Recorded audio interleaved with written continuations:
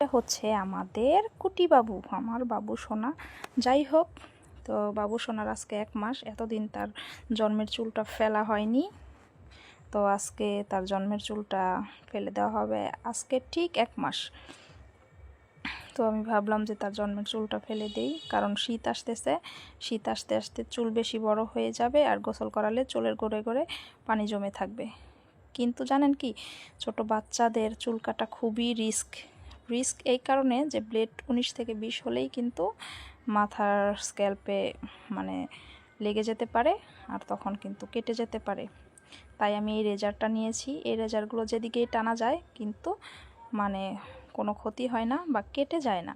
তো যাই হোক, ছোট বাচ্চা বলে কথা, একটু করে শ্যাম্পু দিচ্ছি, একটু করে পানি দিচ্ছি, আর মাথার চুল কাটতেছি। কারণ বেশি পানি দিয়ে একদম একবারে মাথা ভিজিয়ে নিলে তার ঠান্ডা লেগে যাবে।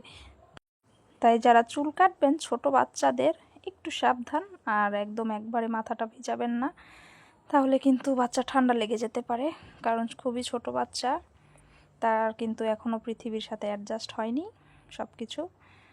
তো যাই হোক, দেখেন আমার বাবু সোনা কিন্তু 1 মাসে খুবই মানে ঝরঝরে ফরফরে হয়ে গেছে। তাকে দেখে বোঝা যায় না যে 1 মাস। সে খুব মানে স্ট্রং হয়ে গেছে। যাই হোক, দেখেন অলরেডি আমি কিন্তু নাপিতের কাজটা ভালোই পেরেছি। মোটামুটি চুলগুলো ভালোই কাটতেছি। আমার মেয়ে এদিক দিয়ে ওদিক দিয়ে দৌড়াদৌড়ি করতেছে, তার ভাইয়ের চুল কাটা দেখতেছে।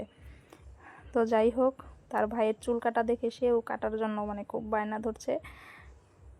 এই যে দেখেন আমার চুলটা অলরেডি কাটা হয়ে গেছে। দেখেন অল্প একটু পরিমাণে পানি দিছি, তাও কিন্তু বাবু সোনার কিন্তু ঠান্ডা প্রায় লেগে আসতেছে, হাঁচি দিচ্ছে সে। তো আমি খুব ঝটপট কাজটা করতেছিলাম, ঠিক 10-15 মিনিটে কাজটা শেষ করার চেষ্টা করেছি। তো এখন প্রায় শেষের দিকে, এই শেষ করেই তাকে গোসল আদি করিয়ে দিব। এই যে দেখেন অলরেডি চুলটা কাটা হয়ে গেছে।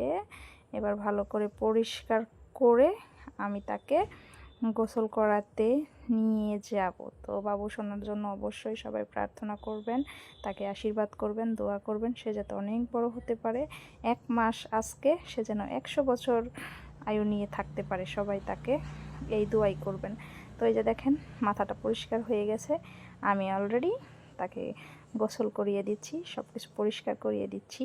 তো আপনাদের কাছে কেমন লেগেছে ভিডিওটি আমাকে একটু জানাবেন, আর অবশ্যই আমার বাবু সোনার জন্য ভালোবাসা দিবেন, তার জন্য দোয়া করবেন, এটাই সবচেয়ে বেশি অনুরোধ। আর বাবুদের গোসল করালে অনেক সাবধানে করাবেন আপনারা, কানে যে কোনো সময় পানি ঢুকে যেতে পারে। ধন্যবাদ, টাটা, বাই বাই।